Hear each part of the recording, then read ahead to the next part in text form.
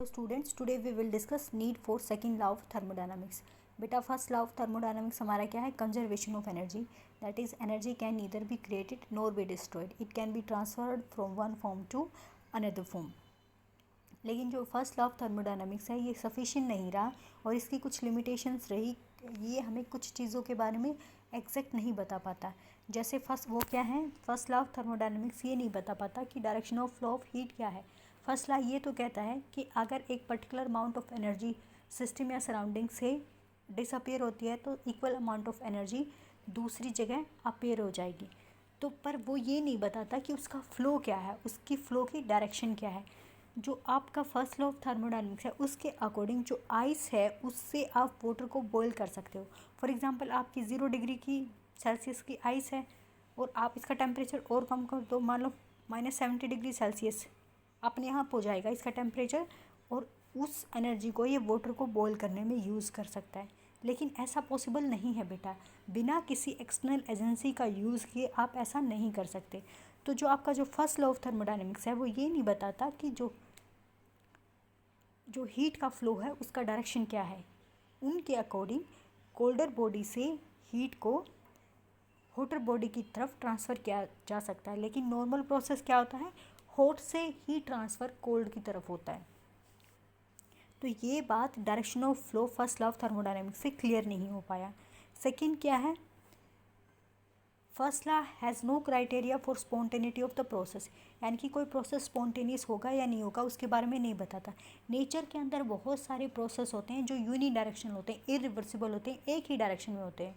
वो backward direction में कभी होते ही नहीं. तो उसकी जो स्पॉन्टेनिटी का क्राइटेरिया है कि कोई पर्टिकुलर प्रोसेस उसी डायरेक्शन में होगा उसके बारे में कुछ नहीं बताता. जैसे कि जो आपका वाटर है वो क्या होता है? हमेशा हाई हाइट से ज़्यादा हाइट से कम हाइट की तरफ बहता है, कभी भी कम हाइट से ज़्यादा हाइट की तरफ नहीं जाता. इसी तरह से जो गैसेस का डिफ्यूज़न होता है हमेशा हायर कंसंट्रेशन से लोअर कंसंट्रेशन की तरफ होता है. तो ये सब चीज़ें वहाँ से पता नहीं चलती.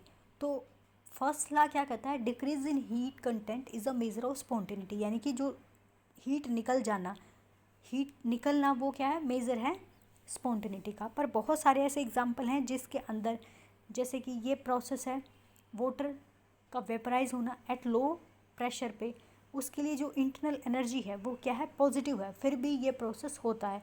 जो आपका फर्स्ट लॉ ऑफ थर्मोडायनेमिक है उससे हमें क्या क्या फंक्शन मिलते हैं? क्या है वो? Basically delta U is equal to Q plus W या डेल्टा एच. डेल्टा एच क्या होता है? Delta U plus P delta V होता है.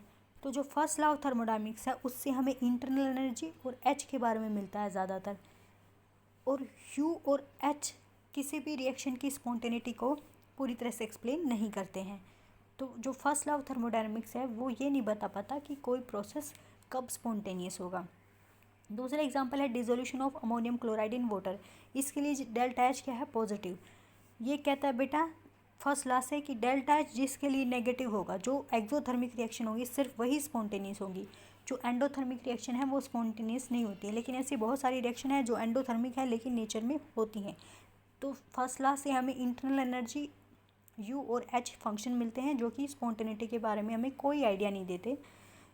अब जो सेकेंड लॉ आएगा उससे हम एंट्रोपी एस एक टर्म इंट्रोड्यूस होगी और फिर आगे जाके जी गिव्स फ्री एनर्जी. इनकी मदद से हम स्पॉन्टेनिटी ऑफ रिएक्शन निकाल पाएंगे. अब ये आपने पिछले चैप्टर में पढ़ा होगा, exact equivalence between heat and work is possible. पिछले चैप्टर में आपने ये पढ़ा था हीट और वर्क के बीच में इक्विवेलेंस पॉसिबल है. जूल ने एक्सपेरिमेंट किया था और फिर फर्स्ट लॉ में उसी को यूटिलाइज़ किया गया था और बताया गया था. बेटा वर्क को पूरी तरह से हीट में कन्वर्ट किया जा सकता है लेकिन हीट को पूरी तरह से वर्क में कन्वर्ट नहीं किया जा सकता. तो ये बात भी हमें फर्स्ट लॉ से पता नहीं चली और ये एक्सपेरिमेंटली ऐसा हुआ कि हीट को कम्प्लीटली वर्क में कन्वर्ट नहीं किया जा सकता. तो जो हीट है और वर्क है उसके बीच में एग्जैक्ट इक्विवेलेंस नहीं है. अब हम करेंगे statements of second law of thermodynamics. Different scientist ने डिफरेंट स्टेटमेंट दी पर उनका बेसिक एक ही प्रोसेस है कि हीट को कम्प्लीटली वर्क में कन्वर्ट नहीं किया जा सकता। जैसे हमने केल्विन साइकिल की थी, जो कार्नोट साइकिल की थी, उसमें हमारा क्या था, हमने Q2 अमाउंट हीट सिस्टम को दी थी और हमने वर्क कराया था W, और Q1 अमाउंट ऑफ हीट निकल गई थी। अगर एग्जैक्ट इक्वलेंस होता तो ये होता, जो Q2 अमाउंट ऑफ हीट है वो W के इक्वल होती, यानी कि जितनी हीट हमने सिस्टम को दी उतना ही वर्क हो गया, पर ऐसा नहीं हो पाया था। हमारा वर्क किसके इक्वल आया था, Q2 minus Q1 equals to W। तो यहाँ से क्या है, Q2 equals to W plus Q1। तो जो आपने Q2 हीट दी थी सिस्टम को, उससे कुछ हिस्से का तो वर्क हुआ और बाकी का हिस्सा हीट की फॉर्म में सिंक को दे दिया गया। तो इस प्रोसेस के बेसिस पे डिफरेंट साइंटिस्ट ने डिफरेंट स्टेटमेंट दी, वो हम करेंगे। ये है बेटा फर्स्ट केल्विन स्टेटमेंट। केल्विन क्या कहता है, it is impossible to use a cyclic process to transfer heat from reservoir and convert it into work without transferring it from hotter body to colder body. ये यही बात कहता है कि ये पॉसिबल नहीं है कि आप Q2 अमाउंट ऑफ हीट दो और सारा का सारा वर्क करा दो, ऐसा नहीं है। कुछ जो हीट है वो डेसिपेट हो जाएगी। ये बात ये यही कहता है कि सारी की सारी हीट को वर्क में कन्वर्ट करना पॉसिबल नहीं है। जब हम इसको हीट को वर्क में कन्वर्ट करेंगे तो कुछ ना कुछ हम ट्रांसफ़र करेंगे हॉट बॉडी से कोल्डर बॉडी की तरफ, जो हमने सिंक में किया था। या बेटा दूसरी स्टेटमेंट क्या बोल सकते हैं, it is impossible to convert a heat completely into work without living some effect on system और सराउंडिंग। अफेक्ट क्या हुआ कि हमने Q2 हीट दिया और W वर्क ही हुआ। अफेक्ट क्या था कि Q1 हीट हमने सिंक को दे दी। ये जो Q1 हीट है ये अफेक्ट है सिस्टम या सराउंडिंग पे। तो आप कोई भी ऐसी प्रोसेस नहीं है जिससे हीट कम्प्लीटली वर्क में कन्वर्ट हो जाए without living some effect on system और सराउंडिंग। इफेक्ट क्या है, हीट का सिंक को दे देना। अब है हमारा बेटा केल्विन प्लैंक स्टेटमेंट। उन्होंने क्या कहा, it is impossible for a system operating in a cycle and connected to a single heat reservoir to produce a positive amount of work done in the surrounding. मैंने आपको बताया था जो हमारा work आप निकाल रहे थे वो T2 माइनस T1 ऐसे करके आया था, और फिर अपॉन सेम, मतलब T नहीं, यहाँ पे इन द सेम वे यहाँ पे RT और फिर log V2 अपॉन V1 ऐसे करके आया था। हम सब ने जब सब कुछ सम अप कर दिया था हमने, तो क्या आया था, हमारा जो W था वो हमारा क्या आया था, T2 minus T1 upon T2। इस तरह से एफिशिएंसी जो हीट इंजन की हमारी ये आई थी। तो ये क्या कह रहा है, अगर सिर्फ आपने एक ही टेम्परेचर पे कराया, मैंने आपको बताया था अगर आइसोथर्मली वो गैस एक्सपेंड हो गई, आइसोथर्मली ही गैस कंप्रेस हो गई, तो वर्क डन क्या आता है बेटा, ज़ीरो आता है, उसकी कोई यूटिलिटी नहीं होती, क्योंकि T2 और T1 क्या हो जाएंगे, इक्वल। तो T2 माइनस T1 क्या हो जाएगा, जीरो, और यही ज़ीरो हो जाएगा तो आपका वर्क ज़ीरो तो आपकी एफिशिएंसी ज़ीरो हो जाएगी। तो आप ऐसा कोई साइक्लिक सिस्टम नहीं बना सकते जो सिर्फ एक टेम्परेचर, एक सोर्स से कनेक्ट है, एक ही टेम्परेचर पे काम कर रहा है और आपको पॉजिटिव अमाउंट ऑफ वर्क दे दे। थर्ड स्टेटमेंट है बेटा आपका कैल्शियम स्टेटमेंट। कैल्शियम क्या बोलता है, it is impossible to construct a machine that is able to transfer heat by cyclic process from colder body to hotter body without use of external agency. यानी कि वो कहता है ऐसा पॉसिबल नहीं है कि हीट का ट्रांसफ़र हमेशा नॉर्मली हॉट बॉडी से कोल्ड बॉडी की तरफ होगा, कोल्ड बॉडी से हॉट बॉडी की तरफ कभी नहीं होगा। अगर हो रहा है तो वो आप कुछ एक्सटर्नल एजेंसी लगा रहे हो, कुछ एक्सटर्नल एनर्जी लगा रहे हो, कुछ एक्सटर्नल एफर्ट लगा रहे हो। ये बेटा एक क्वेश्चन है, न्यूमेरिकल है, ये आपको करना है, न्यूमेरिकल को सॉल्व। तो इसको न्यूमेरिकल को आप नोटबुक में करिए। बेटा आप बिल्कुल वीडियोस नहीं देख रहे हैं, आप साथ साथ फॉलो भी नहीं करें। मेरे ख्याल से आपने सिर्फ लेंथेनाइड को फॉलो किया है, उसके बाद एक्टिनाइड को बिल्कुल फॉलो नहीं किया। मैं व्यूज़ देखती हूँ, फाइनल वाले और फर्स्ट ईयर वाले बच्चे अच्छा रिस्पॉन्स कर रहे हैं आप लोगों के कंपैरिजन में।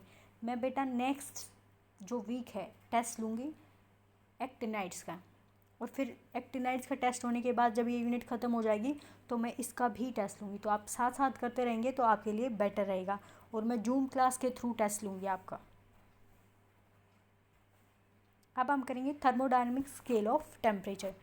जो नॉर्मल हमारे थर्मामीटर होते हैं वो क्या होते हैं, उनमें थर्मामीटर में नीचे बल्ब होता है, मरकरी होता है उसमें, और उसके ऊपर ज़ीरो कब मेंशन करते हैं, freezing point of water 0 degree Celsius को, कि जब हम आइस के कांटेक्ट में लेकर आएंगे थर्मामीटर को तो थर्मामीटर में मरकरी का जो लेवल होगा उसको हमने ज़ीरो मार्क कर दिया। फिर उसके बाद जब वाटर बॉयल हो रहा है, बॉइलिंग पॉइंट आ गया उसका, फिर उसको टच में लेके आए और फिर देखा मरकरी कितना एक्सपेंड हुआ, वो हमने क्या कह दिया है, उसको 100 डिग्री बोल दिया है। तो ये क्या बेटा, एब्सोल्यूट स्केल नहीं है, डिफरेंस के बेसिस पे है। अगर आप मरकरी, ये किस पे डिपेंड करा है, फिर मरकरी के एक्सपेंशन कोफिशिएंट पे डिपेंड करा है। अगर आप कोई और लिक्विड ले लोगे इसके अलावा, मरकरी के अलावा, तो ये 0 डिग्री सेल्सियस और 100 डिग्री सेल्सियस उस स्केल पे क्या हो जाएंगे, चेंज हो जाएंगे। तो जो ये स्केल हम नॉर्मली यूज़ करते हैं ये एब्सोल्यूट स्केल नहीं है। तो एब्सोल्यूट स्केल सबसे पहले किस बेसिस पे, आइडियल गैस टेम्परेचर स्केल के बेसिस पे। एक साइंटिस्ट थे, उन्होंने नोटिस किया कि -273.15 डिग्री सेल्सियस पे गैसेस एग्जिस्ट करना बंद कर देते हैं। गैसेस एग्जिस्ट करने का बंद करने का मतलब क्या है, गैसेस की कुछ स्पेशल प्रॉपर्टी होती है कि गैसेस के मॉलिक्यूल के पास काइनेटिक एनर्जी होती है, वो रैंडम मोशन में रहते हैं, स्ट्रेट लाइन मोशन करते हैं, इस तरह से।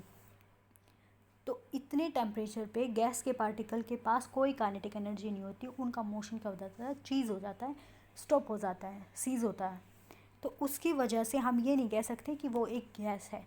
तो गैसेस, और उसको बोला गया 0 केल्विन, यानी कि एब्सोल्यूट टेम्परेचर, उसको बोला गया एब्सोल्यूट टेम्परेचर पे गैसेस एग्जिस्ट करना बंद कर देती हैं। तो इस बेसिस पे हमने स्केल बनाई, उनको क्या कहा, आइडियल गैस थर्मोमीटर स्केल। फिर केल्विन थे, उन्होंने थर्मोडायनेमिक स्केल बनाया। वो क्या है, बिल्कुल आइडियल गैस थर्मोमीटर के जैसे थे। जो थर्मोडायनेमिक स्केल है वो किसके ऊपर काम करता है, efficiency of reversible heat engine. क्योंकि रिवर्सिबल हीट इंजन की एफिशिएंसी हमने देखा था वो टेम्परेचर डिफरेंस पर डिपेंड करती है, ना कि nature of the substance, nature of the system, उस पर डिपेंड नहीं करती। हमने गैस लिया था, 1 मोल आइडियल गैस लिया था, और फिर उसका क्या कराया था, आइसोथर्मल एक्सपेंशन कराया, फिर कंप्रेशन कराया, एडियाबैटिक एक्सपेंशन और कंप्रेशन कराया। तो जो एफिशिएंसी थी वो सोर्स और सिंक के टेम्परेचर पे डिपेंड कर रही थी, नेचर पे, गैस पे नहीं डिपेंड कर रही थी। तो सेम वे जैसे जो आइडियल गैसेज हैं 0 एब्सोल्यूट केल्विन पे, वो हमें एब्सोल्यूट केल्विन देती हैं, इसी तरह से जो रिवर्सिबल हीट इंजन है वो हमें एब्सोल्यूट टेम्परेचर डिफरेंस देता है। और वो कैसे देता है, आपने क्या किया है, एक रिवर्सिबल हीट इंजन जो कि 2 कांस्टेंट टेम्परेचर पे ऑपरेट हो रहा है, उसको इन्होंने इस बार थीटा 2 मान लिया है। थीटा 2 क्या है, सोर्स है, थीटा 1 टेम्परेचर है सिंक का। तो उन्होंने कहा है थीटा 1 जो लोअर टेम्परेचर है थर्मोडायनेमिक स्केल पे, वो किसके डायरेक्टली प्रोपोर्शनल है, हीट Q1 के, heat loss to the surrounding या heat loss to the sink. और जो थीटा 2 है वो किसके डायरेक्टली प्रोपोर्शनल है, Q2 के।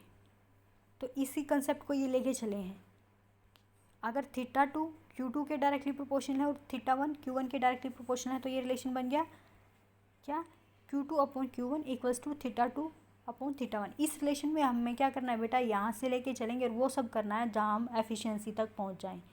तो इसमें क्या है, Q1 और थीटा 1 नीचे हैं, हमारी एफिशिएंसी में क्या है, Q2 और थीटा 2 नीचे हैं, तो हमें इसको इन्वर्स कर देना है।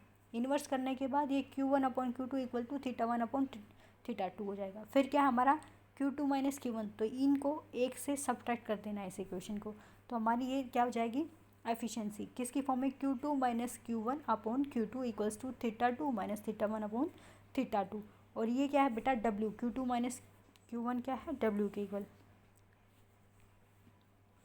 तो हम क्या करेंगे, अगर हमारा थीटा 1 क्या होगा, 0 केल्विन हो जाएगा, तो हमारी एफिशिएंसी हीट इंजन की क्या हो सकती है, 1 हो सकती है एफिशिएंसी हीट इंजन की। तो हम एक ऐसे हीट इंजन पे काम कर रहे हैं जिसकी एफिशिएंसी 1 है, तो हमें जो सिंक का टेम्परेचर है वो क्या होगा, मिलेगा 0 केल्विन मिलेगा। और जो सोर्स का टेम्परेचर है वो एक पर्टिकुलर टेम्परेचर θ2 के कोरस्पॉन्डिंग होगा। तो ये बेटा एफिशिएंसी 1 हो सकती है अगर आपकी गैस क्या है, आइडियल गैस हो और वो 0 केल्विन पे हो।